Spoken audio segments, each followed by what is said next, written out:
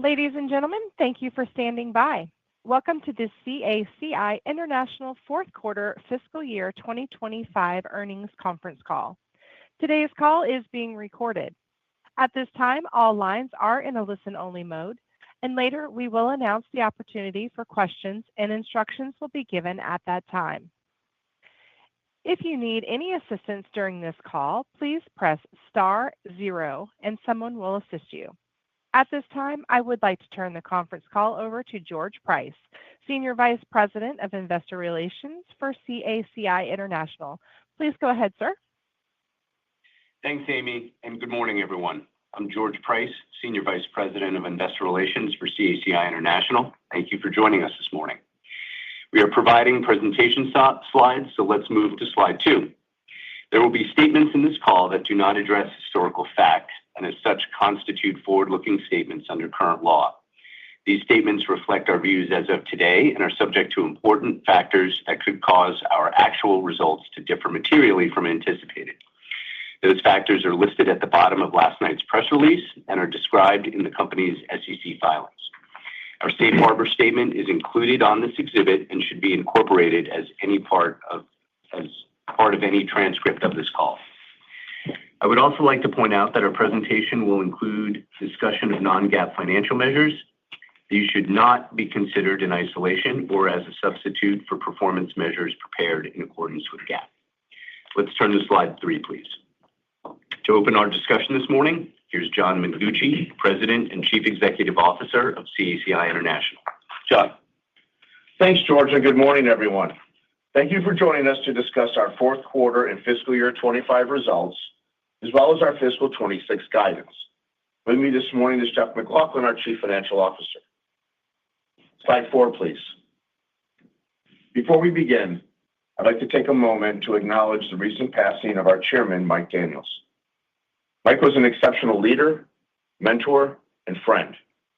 His vision, experience, and dedication greatly enriched CACI and the broader technology, government, and corporate communities.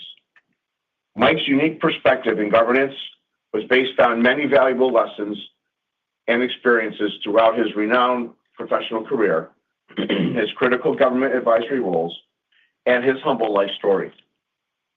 He contributed greatly to the growth and success of many organizations, including CACI, where he was a steadfast supporter of our strategy. We extend our deepest condolences to Mike's family and are grateful for his invaluable contributions to our company. Slide 5, please. CACI's strong fourth quarter performance closes out another great year and underscores the strength, differentiation, and resilience of our business.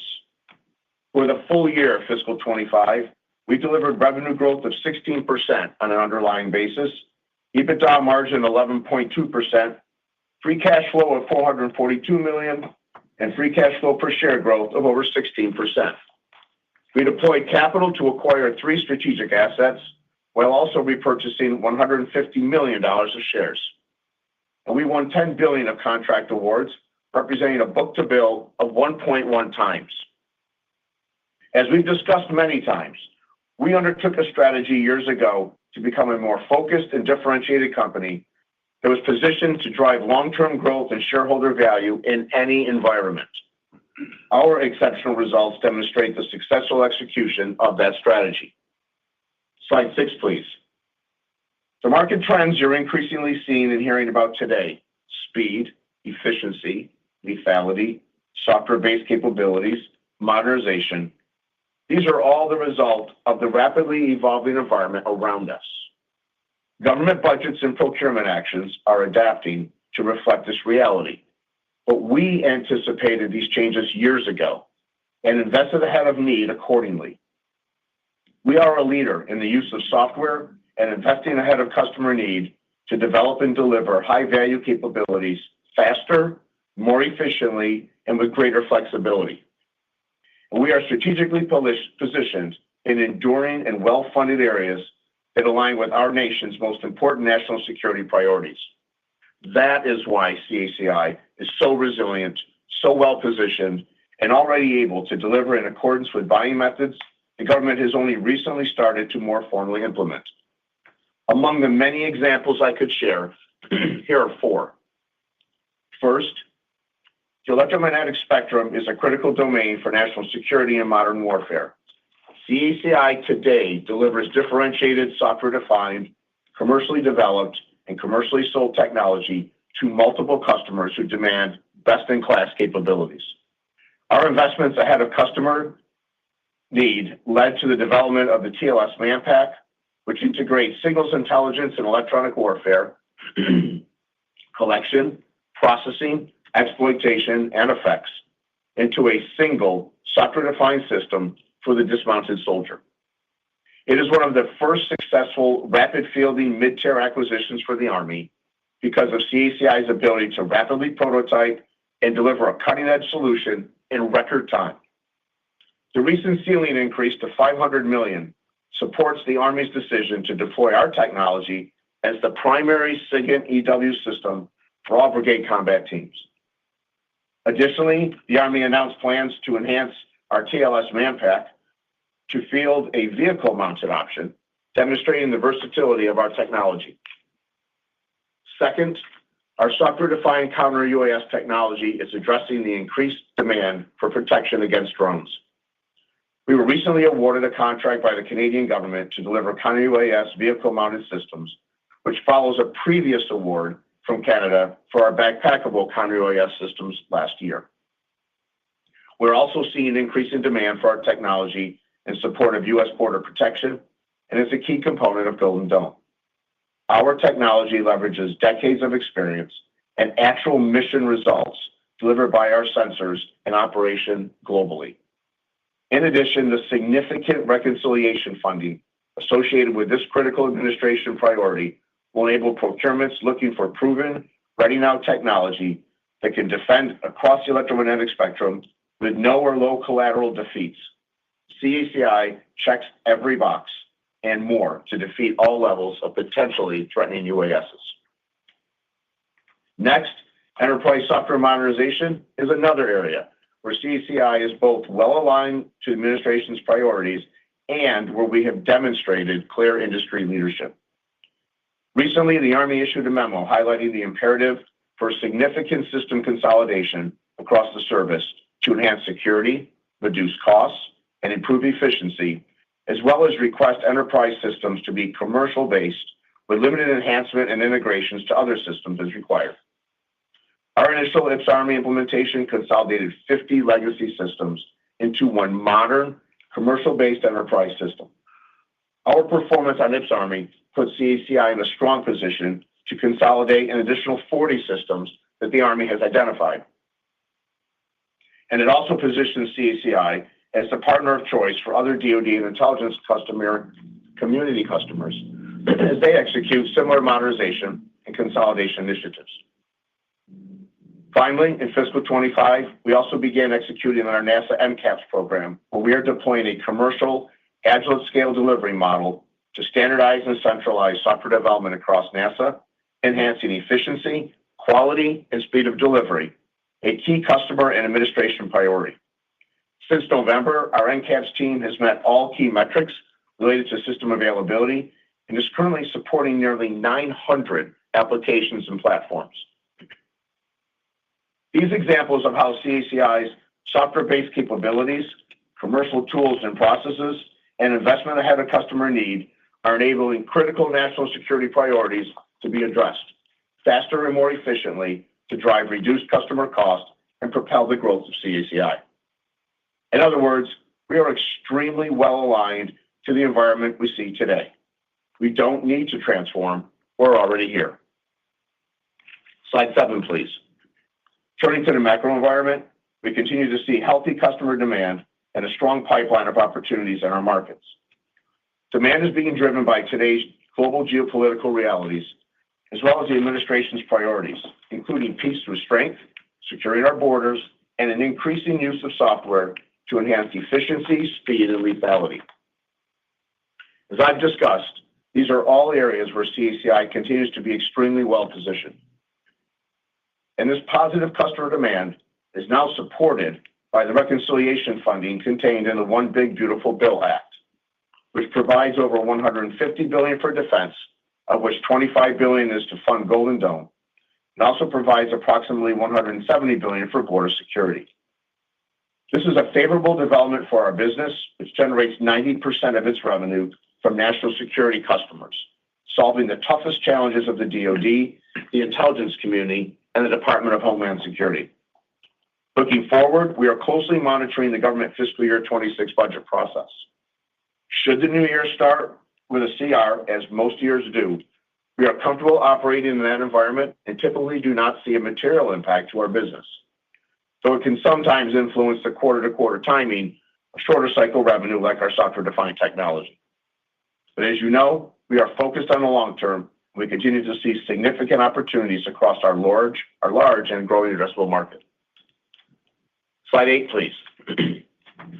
Looking ahead, our proven strategy, differentiation, execution, and resilience set the foundation for CACI to deliver another strong year.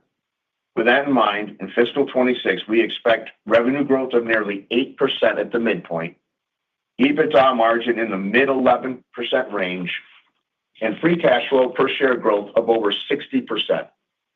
Jeff will provide additional details on our guidance shortly. Our 26 guidance reflects our continued business momentum, our robust pipeline, and the constructive macro environment, including passage of the reconciliation funding. It is consistent with the 3-year financial targets we discussed at our Investor Day last November, which we remain highly confident in achieving. And it is aligned with our objectives of driving long-term growth and free cash flow per share and shareholder value. With that, I'll turn the call over to Jeff. Thank you, John. Good morning, everyone. Please turn to slide 9. As John mentioned, we're very pleased with both our fourth quarter and fiscal year 25 performance. Not only does the continued strong performance underscore the deliberate positioning of the portfolio, it's also very much in line with what we communicated to you throughout the year. In the fourth quarter, we generated revenue of $2.3 billion, representing 13% year-over-year growth, with 5.3% of that being organic. EBITDA margin was 11.5% in the quarter, slightly above our expectations and in line with last year. Fourth quarter adjusted diluted earnings per share of $8.40 were 27% higher than a year ago. Greater operating income, a lower tax provision, and a lower share count more than offset higher interest expense.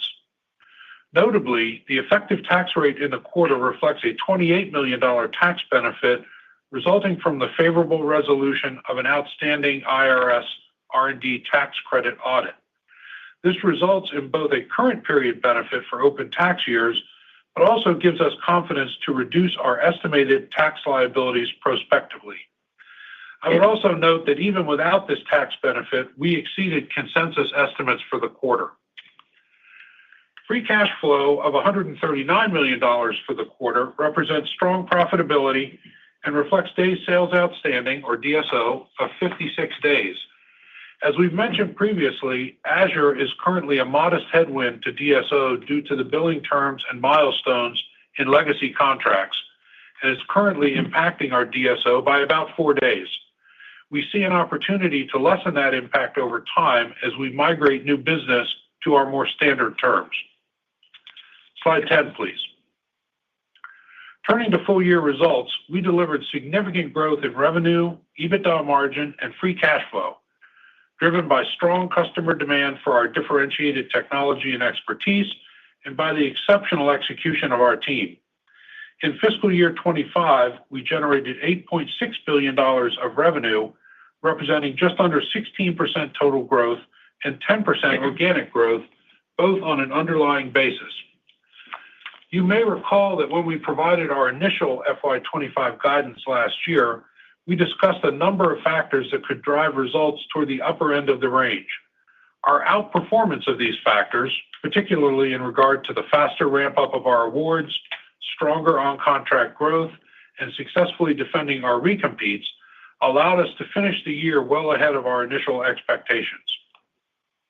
EBITDA margin of 11.2% for the year was in line with our most recent guidance of low 11% range and represents an 80 basis point increase year over year. Fiscal 25 adjusted diluted earnings per share were $26.48, up 26% from the prior year, despite an increase of $54 million in interest expense that was partially offset by a lower tax provision. Delivering 26% year-over-year growth despite this factor underscores our robust operating execution while positioning for future opportunities. Operating cash flow for fiscal 25 also reflects strong profitability and cash collections, driving free cash flow of $442 million, which represents a 16% increase in free cash flow per share. I'll note that we did not receive the $40 million tax refund related to prior year tax method changes previously identified as a risk due to a delay associated with the extended negotiations on the IRS audit I mentioned. But I would point out that adjusting for the delayed refund, we delivered free cash flow ahead of our expectations. As is likely clear to you at this point, there are several moving pieces related to our tax position in both fiscal 25 results and fiscal 26 guidance. This is a result not only of the successful conclusion of our outstanding audit, but also the passage of the One Big Beautiful Bill Act. I'll note that we have included slide 16 in the appendix to provide greater specificity about the expense and cash flow impacts in both years to assist in your analysis. Slide 11, please. The healthy long-term cash flow characteristics of our business are modest leverage of 2.9 times net debt to trailing 12-month EBITDA, and our demonstrated access to capital provide us with significant optionality. During the year, not only did we complete 3 strategic acquisitions, we also opportunistically repurchased $150 million of shares at an average price of $344. We also took an important step in refreshing and diversifying our debt stack with a high-yield bond offering we executed during the quarter. CACI closed on a $1 billion offering of 6 3/8% senior unsecured notes in a transaction that was substantially oversubscribed, increasing our flexibility and underscoring our ready access to capital. We remain well positioned to continue to deploy capital in a flexible and opportunistic manner to drive long-term growth in free cash flow per share and shareholder value. Slide 12, please. Now I'll provide some additional details on our fiscal year 26 guidance. We expect revenue between $9.2 billion and $9.4 billion, which represents growth between 6.6% and 8.9%. EBITDA margin is expected to be in the mid-11% range, representing a 30 basis point increase at the midpoint. Adjusted net income is expected to be between $605 million and $625 million, which translates into adjusted diluted earnings per share of between $27.13 and $28.03. We expect free cash flow of at least $710 million, which equates to free cash flow per share of $31.84 based on our full-year diluted share count assumption of 22.3 million shares. This implies free cash flow per share growth of more than 60%. I'd also like to point out that our free cash flow guidance, adjusted for the tax-related cash benefits I mentioned earlier, means that our expected FY26 free cash flow conversion is slightly above 100% of the adjusted net income midpoint. This implies accomplishing our goal of returning to a 100% free cash flow conversion rate by the end of our 3-year targets a year early. As we routinely say, we are focused on full-year results rather than any particular quarter, since a myriad of factors can skew quarterly trends. But to help you with your modeling, we provided additional details on the slide, including information regarding certain timing trends we expect in FY26. And finally, I'd point out that our guidance does not contemplate any acquisitions or share repurchases that might occur during the year. Slide 13, please. Turning to our forward indicators, our prospects continue to be strong. As John mentioned, fiscal year 25 awards were $10 billion with a healthy mix of new work and recompetes. Our trailing 12 months book-to-bill ratio of 1.1 times reflects continued differentiation in the marketplace, and our backlog of more than $31 billion represents about 3.5 years of annual revenue. The weighted average duration of awards that went into backlog in FY25 continues to exceed 5 years. Together, these metrics provide good visibility into the long-term strength and cash generation potential of our business. As we enter fiscal year 26, we expect approximately 84% of our revenue to come from existing programs, 11% from recompetes, and 5% from new business. We continue to have a healthy pipeline of new opportunities. We have $16 billion of bids under evaluation, 80% of which are for new business to CACI. And we expect to submit another $11 billion in bids over the next 2 quarters, with about 75% of that for new business. In summary, we delivered strong fourth quarter and fiscal year 25 results during an uncertain environment, highlighting the resilience of our business and the effectiveness of our strategy. As we look to fiscal 26, we expect another year of strong performance. We are winning and executing high-value, enduring work that supports increased free cash flow per share, long-term growth, and additional shareholder value. And with that, I'll turn the call back over to John. Thank you, Jeff. Let's go to slide 14, please. In closing, I want to emphasize that our strong performance is the result of intentional, purposeful actions taken over many years through the successful implementation of our strategy. It's not by accident. A strategy we put in place years ago because we anticipated what we are seeing today. Our customers need to move faster, and we're helping them do just that with software-defined technology, investing ahead of needs, and 6 decades of superior performance and mission insights. This is how we built CACI to be resilient. This is how we're able to deliver strong 25 results, issue robust fiscal 26 guidance, express confidence in achieving our 3-year financial targets, and continue to drive growth in free cash flow per share and shareholder value. As is always the case, our success is driven by our employees' talent, their innovation, and their commitment. To everyone on the CACI team, I am proud of what you do each and every day for our company and for our nation. Thank you. And to our shareholders, I want to thank you for your continued support of CACI. With that, Amy, let's open the call for questions. Thank you. The floor is now open for questions. If you have dialed in and would like to ask a question, please press star followed by the number 1 on your telephone keypad to raise your hand and enter the queue. If you would like to withdraw a question, again, simply press star 1. We do request for today's session that you please limit to 1 question and 1 follow-up. Again, star 1 to join the queue. We'll pause for just a moment to compile the Q&A roster. Your first call comes from the line of Scott Mikus with Melius Research. Your line is now open. Morning, John and Jeff. Nice results. Good morning. Nice results and nice guidance. One of your peers this quarter mentioned they see a $70 billion pipeline over the next 12 months, with about 3/4 of that being takeaway work.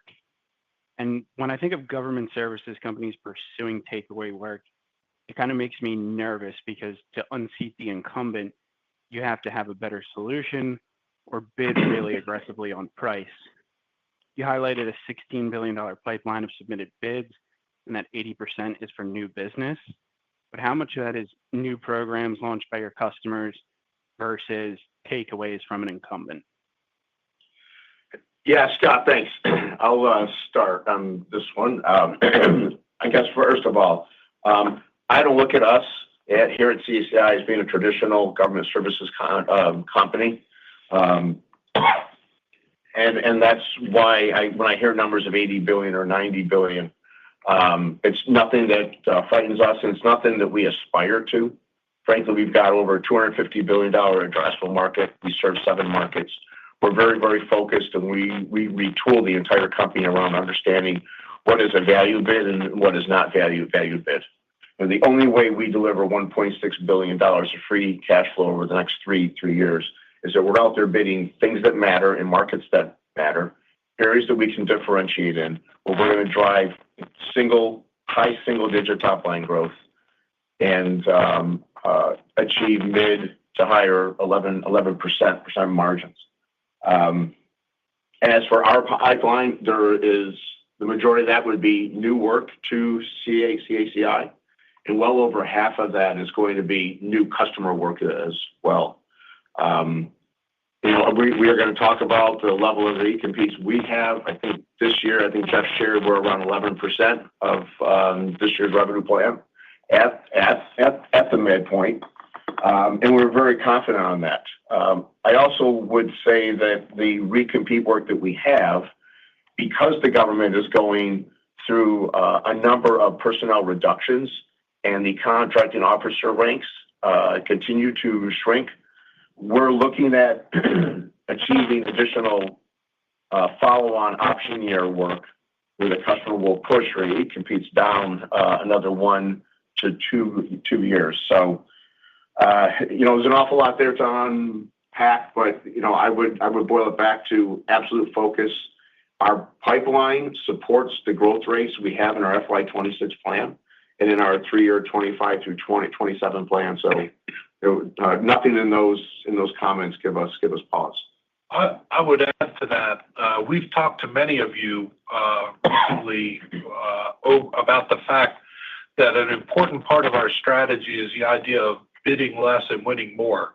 We are focused on areas where we can bring differentiated capabilities to a position to provide compelling value. And the size of the pipeline is important in as much as it supports our growth plans, but we're not on a path to sort of bid everything that we can get. Okay, and then if I could ask a quick one on ITAS, there was news that the ceiling had been reduced, I think, by about $700 million, but your book-to-bill was really good. So just want to make sure there wasn't any sort of price reduction, no potential impact on margin booking rates, or no debook of backlog. Just any color on that? Yeah, Scott, thanks. Look, ITAS is a 10-year program, and the ceiling was reduced from $5.7 billion to $5 billion. It doesn't change a thing for this company. Our work is going to continue on this program. We continue to execute it extremely well. Given the efficiencies that I have spoken about that we've already brought to this program, customers most likely looking to bank those savings now, and you all should hear that as a positive thing. It's a ceiling reduction from an estimated cost of a 10-year program. But on a 10-year-long program, the Air Force can always program additional ceiling during any of the next 8 years of execution as requirements change, which in this world, they inevitably will change.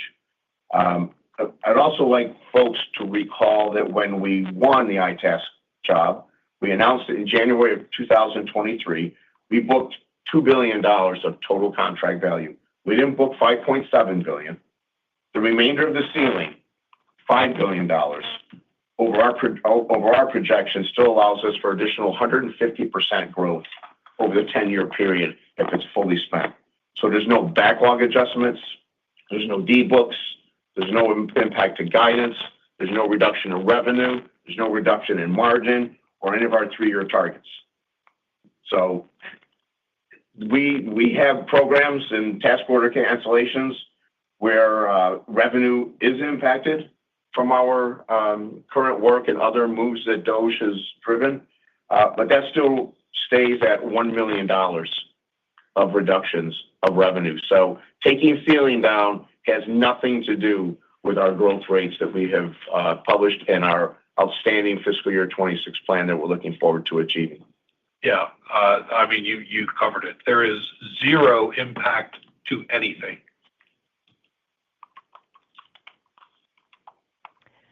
Thank you. Your next question comes from the line of Colin Canfield with Cantor. Your line is now open. Hey, good morning. Thank you for the question. Good morning. The guidance outlook, it sounds like you're assuming DR in terms of the kind of midpoint of the guide. So if we assume that the Senate moves quick, like they are, and we get a budget in place faster, is it fair to assume that you can hit the top end of that organic growth guidance? And then as we think about next year, what are the sort of milestones and timing of those milestones that you need to see to sign on for increased Investor Day growth targets? Thank you. Okay, Colin, thanks. Let me cover our 26 guidance range. Look, we intentionally put out low-end, high-end guidance, and as we've discussed many, many times, we have quite a robust process. Looking at how we would post this current guidance. Look, we strive to not be conservative and not be aggressive. We contemplate a multitude of different scenarios, and we do try to account for many factors that can come up, and that's why we have this low and high end. My first part of my answer to you is I did the calculations last night. We actually have 92% of fiscal year 26 ahead of us. And we're already talking about bursting through the high end. Look, if funding is slower and uneven, and we have a full year CR, that mostly stakes us more towards the lower end. If the government fiscal year 26 CR is shorter and the budget gets passed sooner and funding remains steady, then we could see us towards the higher end. Now, a multitude of things can come up and happen, as you all know, who have followed us for an extremely long time. But we feel comfortable that we can support the current guidance that we have. At the end of the day, we're going to focus on what we can control, but we're very confident in executing our strategy. We're going to talk about Golden Dome and other things I would imagine.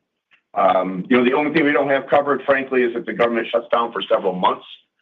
But frankly, when the government shut down most recently, we had a negligible impact to our overall guide. Jeff, you want to talk about the second part of that? Yeah, I'd only comment that, as John described, there's 10 or so factors that go into the upper end of the range, and a quicker budget and faster funding is certainly one of those. And we got a lot of the year ahead of us. Got it. And then as you think about the implied margin progression to the Investor Day targets, I think folks are probably assuming 10 to 20 bips a year of expansion onwards to that mid 11%. But obviously the delta this year is probably more like 30-ish bips. So not to dredge up old history, but as we think about kind of the pathway of this company to mid-teens margins, how do we think about kind of the long-term potential there, and where do you think about the levers between expertise and technology to get to those types of longer-term margins? Yeah, let's unpack that a little. There's two or three questions I heard in there. The first one is I'd refer you to the guidance slide in the deck where we talk about the progression in the year. Over time, over the last several years, several of our more impactful customers and programs have fallen into a rhythm that gives us slightly attenuated margins in the first half of the year, and then they move up through the year. You'll notice, though, that the revenue is a little bit more evenly distributed, meaning, of course, then that you have lower margins in the first half, higher in the second. So we see in our current view of the year a very similar distribution to that. And you see a similar distribution in cash flow as well, where it's very back-end loaded. We have a disproportionate amount of our outflows in the early part of the year, compensation expense, prepaid expenses associated with certain programs, a number of things that just sort of structurally give us heavier second half cash flow. So I think, did I cover your whole question? Did I miss anything? I think that's fair. You're probably going to wait till later in the year to follow up on kind of the algorithm on longer term mid-teens potential. But appreciate the color as always. And thank you for the question. Thanks, Colin. Thanks. Thank you. Your next question comes from the line of Gavin Parsons with UBS. Your line is now open. Thanks, guys. Good morning. Morning. John, I think you mentioned maybe fewer contracting officers. I was hoping you just talk a bit more about the award environment and if things are generally still moving more slowly than usual. Yeah, Gavin, thanks. Look, we have talked about this the last couple of quarters. My comment was really around the fact that we've seen some modest impacts, but nothing major. We have talked about some award decisions, that are taking a little bit longer. Jeff mentioned that things that used to take 1 to 2 days are, taking 3 to 4 days. around slower invoice payment and processing. But I'd also couch that with, remember that awards are lumpy and in any environment. We're not a business that I like to say we don't live hand to mouth. We don't have to book an award by a certain date to badge flip, 200 people to meet next quarter's revenue numbers. We know how to operate in this environment, and we've seen it in the past. But as I mentioned earlier, I think as the procurement bandwidth gets a little tighter, we believe that could result in a few other outcomes. One being that the current work we have gets extended. So if there's folks out there with an $80 billion pipeline that are looking for our work to come up on our e-compete soon, I think the odds of that are more in us holding on to that work longer. And then second, what I talked about in my prepared remarks around systems consolidation, you can look at that as also being code for contract consolidation as well, right? If we're able to take 40 systems offline in the United States Army, one, at the enterprise level, that's going to save them hundreds of millions of dollars. Two, it brings additional work and scope here, which would mean less contracts to keep those 40 or so systems up. So all in all, we're very much prepared for fiscal year 26, and should that workforce continue to shrink, I believe that we have that covered within our current guidance. Okay. Appreciate the color. And obviously, you pointed out it's lumpy, but given you had 2 quarters now of a record pipeline, any thoughts on what you could do for a book-to-bill for the year? Well, we always strive to finish the year at something greater than 1. I like what history tells us. And I'll actually sort of tag back to one of the earlier questions. We are very judicious before we talk to a customer 1 or 2 or 3 years before they're looking to get a system online as to whether we're going to bid that job or not. Do we have a differentiated solution? And then do we have the right business model, which is going to involve period point investments, and then the types of margins that we would expect for doing that type of work. So, I honestly believe that we're in the right place, and we put so much time left of the RFP coming out that we have a pretty good idea as to how this work will unfold. So, I hate to be predictive, but my expectation of our entire team here is that we continue to grow backlog. And especially as Jeff's comments mentioned, 11% growth of funded backlog is really, really crucial for us to achieve in our 26 plan.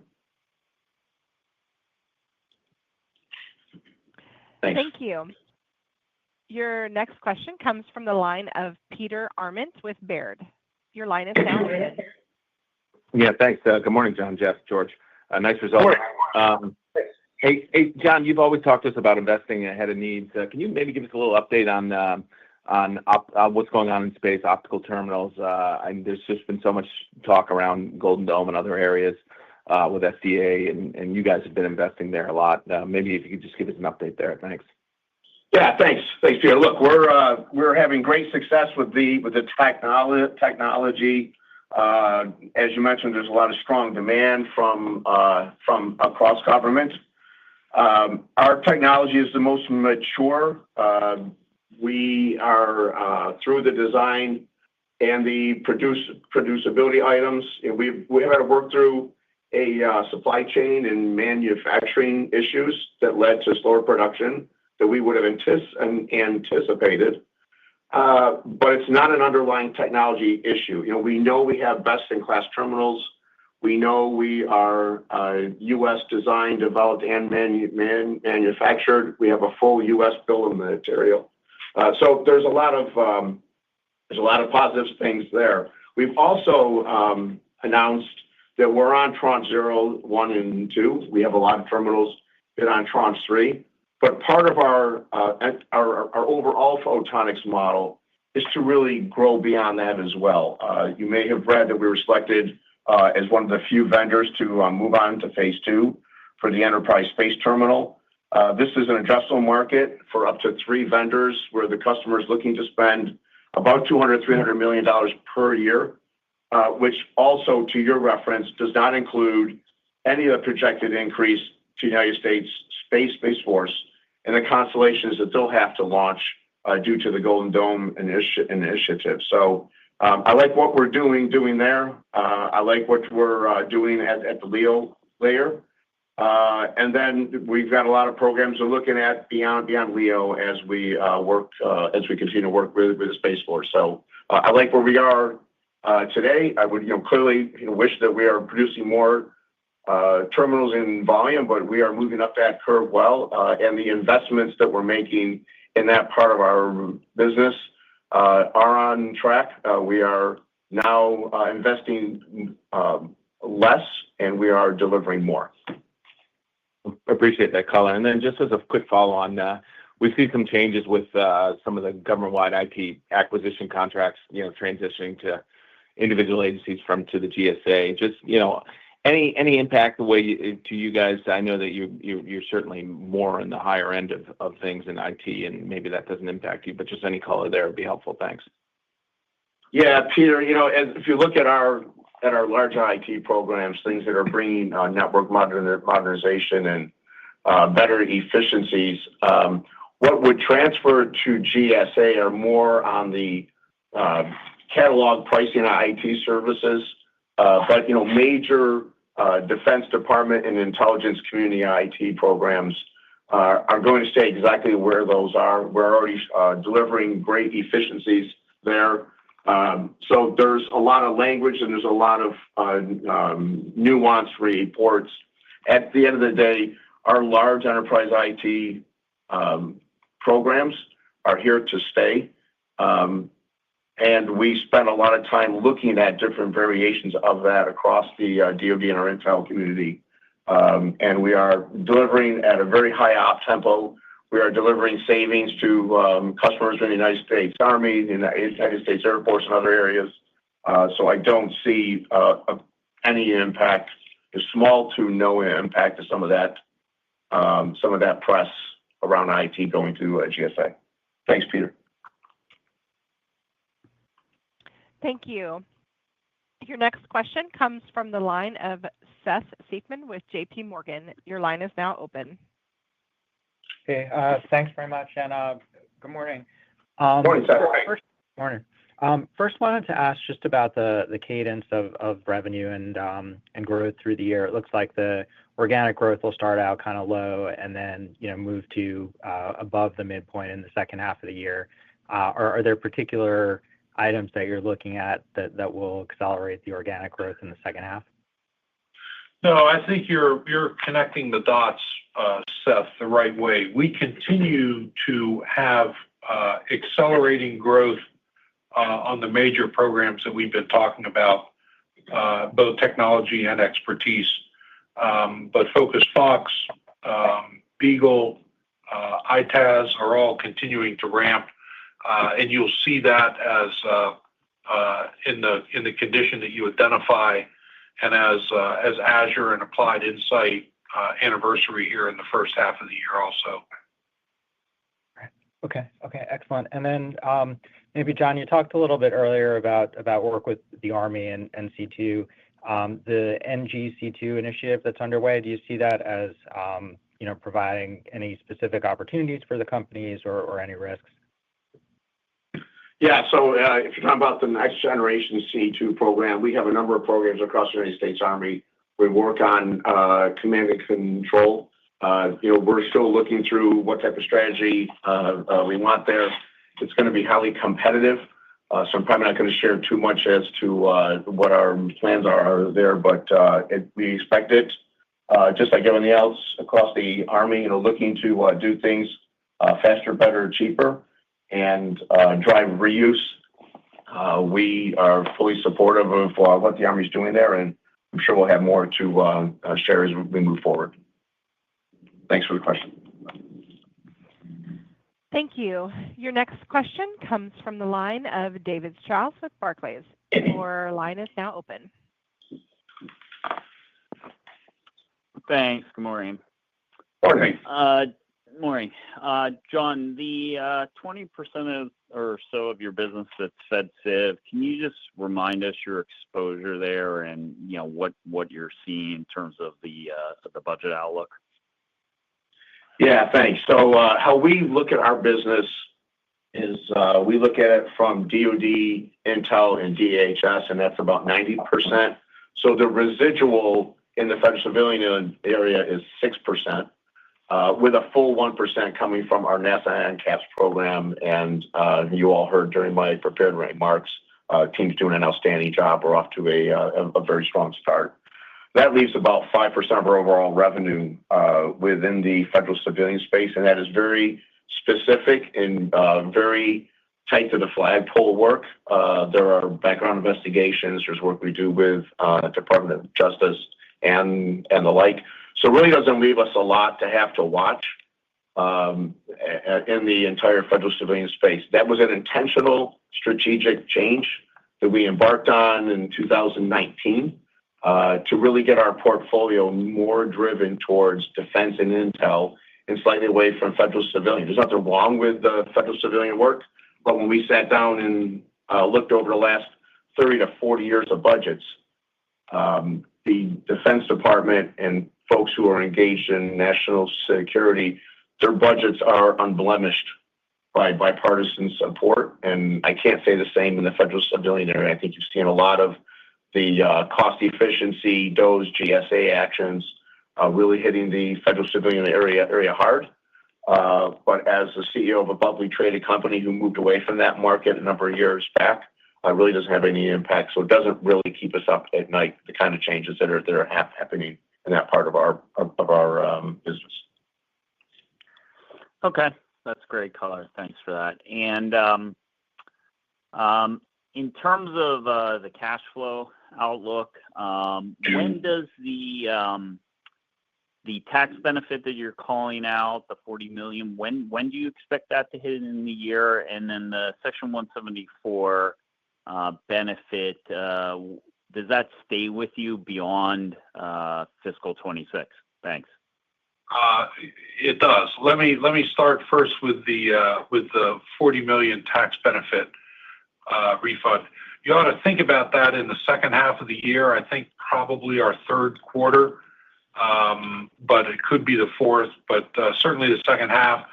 Administratively, at this point, all the issues are resolved.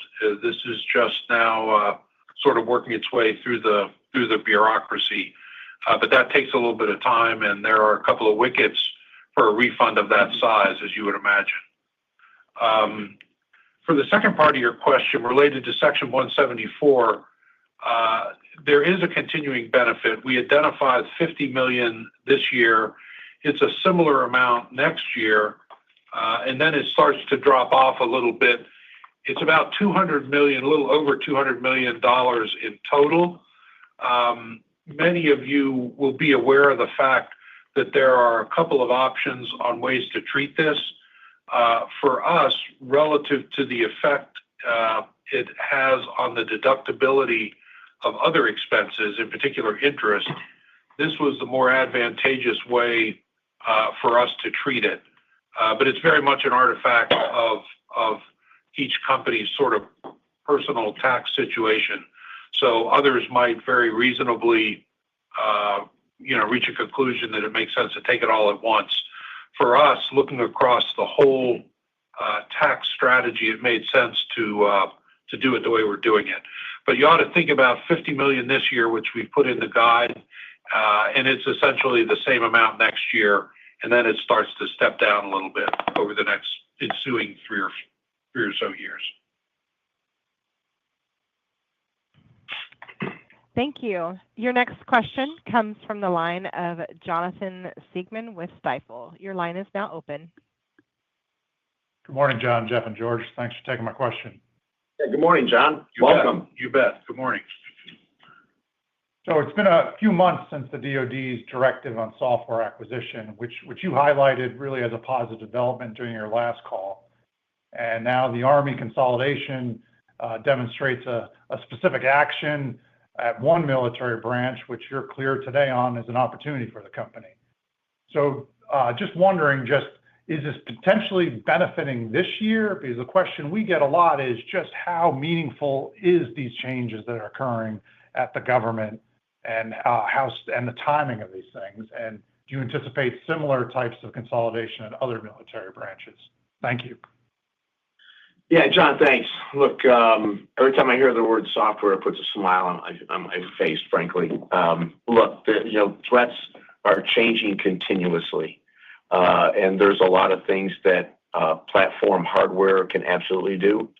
But we've been focused for a number of years, almost a decade now, on what software can do.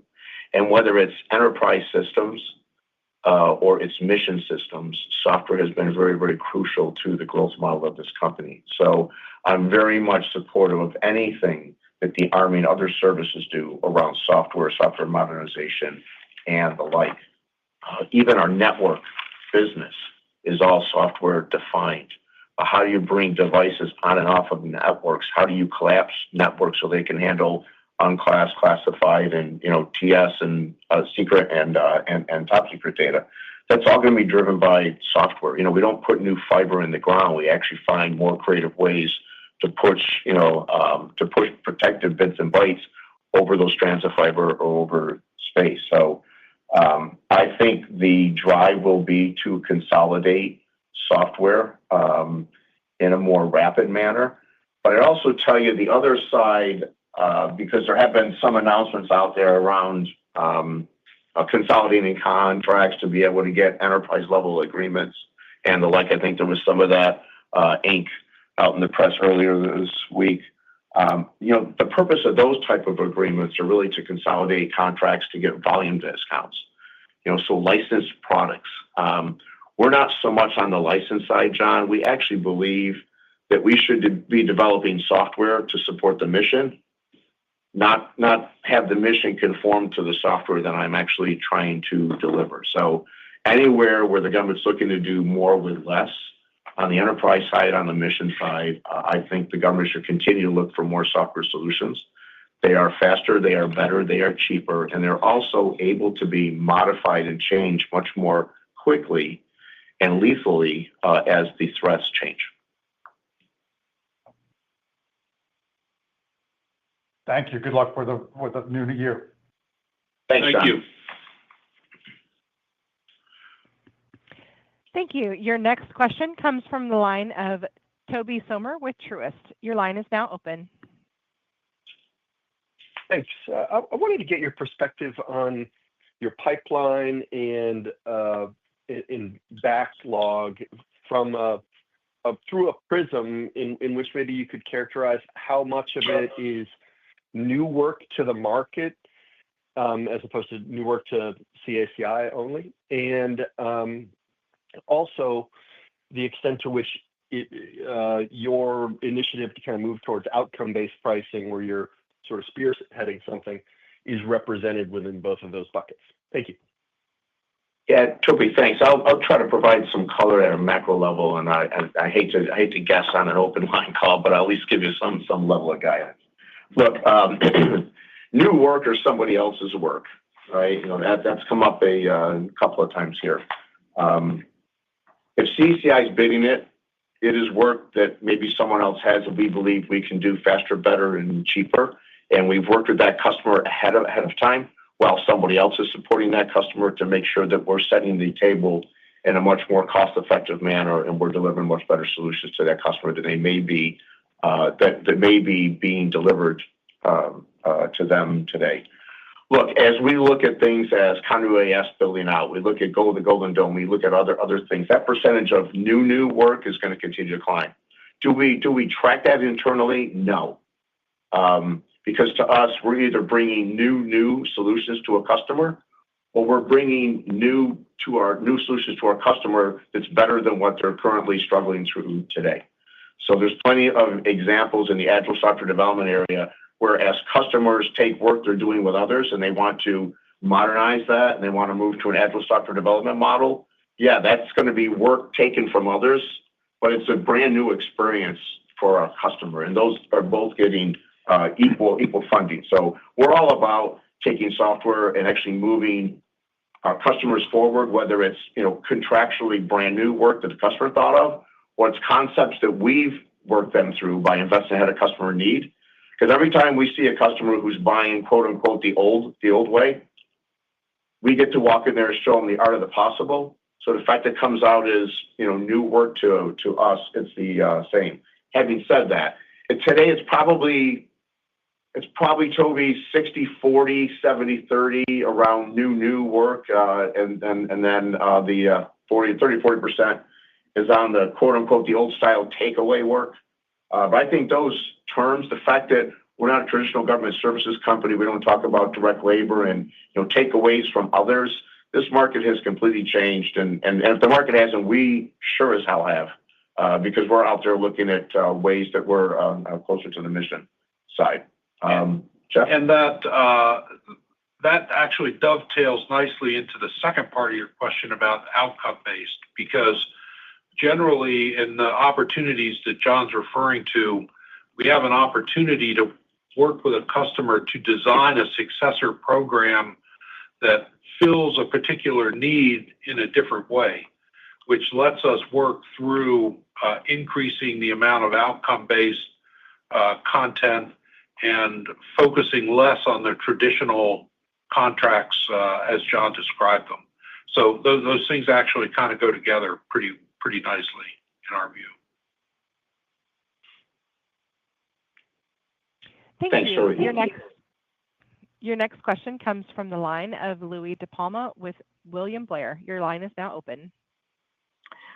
John, Jeff, and George, good morning. Morning, Louis. Morning, Louis. John, you discussed how the Army plans to deploy a mounted variant of TLS Manpack as opposed to the current dismounted version that's being fielded to the brigades. Is the mounted development and rollout included in the recent $400 million contract modification that you announced? And should we be on the lookout for another upsizing beyond the current $500 million contract? And related to this, how many vehicles is Manpack applicable for? Okay, let me unpack that. Easy answer first. It is not part of the $500 million TLS Manpack program today.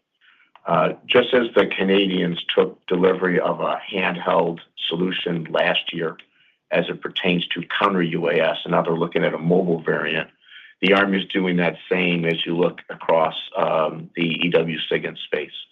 So, this is based on a lot of the CACI commercial companies that we have and that we've purchased over the past number of years. It's software-defined capabilities that needed to be there to grow as the U.S. military requirements evolve. So it's a $500 million program, but actually started from a $1 million OTA. And I'll relate back to Toby's question. If you really want to talk about quick reaction, performance-based, that OTA was $1 million OTA. With inside of a year, we put the prototype in place, took it out to the field, worked with the users, made all the software modifications, and then began delivering that. So it is the TLS Manpack program is a standalone program. It is there purely to deliver Manpack solutions. Now, the fact that we talk about that we're software-based, this is a perfect real-life example of why solutions that are software-based can be moved to other areas. There are current providers today looking at how do they provide SIGINT and EW at the platform level. So think tanks, think Apaches, think every other mobile asset that a customer has. We've been doing right along, invest ahead of customer need to show if I can put this software on a smaller form factor, I could probably put it in a rack-mounted version or a single chassis version and have that sit inside of an Apache, sit inside of a tank, sit inside of any other moving vehicle there. And I have to tell you, the minute that some of our early deliveries make it out to the field, everybody gets to the dismounted position by riding on something which is mounted. Okay, so it's a pretty simple step and repeat to where we're going. That would be brand new work. So yes, we'll all be on the lookout for something that may come along in 26. Maybe it's in the next budget cycle, but that is definitely a drive to the United States Army today. And I would be remiss if I didn't say that it's other services are looking at the same type of step and repeat. Thank you. Thanks. Your next Operator, I think we have time for one more question. All right, great. Your final question comes from Mariana Perez Mora with Bank of America. Your line is now open. Morning, Mariana. Thank you so much for squeezing me in. Good morning. So my question is going to be about, and I know it's probably too early, but your fiscal 27 outlook that you gave for like 9 months ago. If I look at EBITDA margin, you are at the mid 11% a year earlier. You do have some tax benefits, both from like Section 174, but also from these like new ongoing benefit that you're going to have from like the taxes, and the revenue growth is quite in line or even like exceeding your expectations. If I do that math, free cash flow should be like the cumulative free cash flow for the 3 years should be more like 1.8 versus the 1.6 break level that you gave us not so long ago. How are you thinking about that? Yeah, I'll start, and John may want to put a finishing flourish on this. But first of all, I'd point out that we gave 3-year targets. We didn't give FY27 specifically. It was a 3-year number. And you correctly note that there are several positive developments that we were unaware of when we developed the 3-year targets. We are specifically not undertaking to update them. We're happy to talk about it, but you mentioned several points that are positive developments since we developed them, and you would reasonably expect them to improve for things like the Section 174. So, we said that we're increasingly confident in our ability to deliver on the 3-year targets, and you're seeing some of that performance now.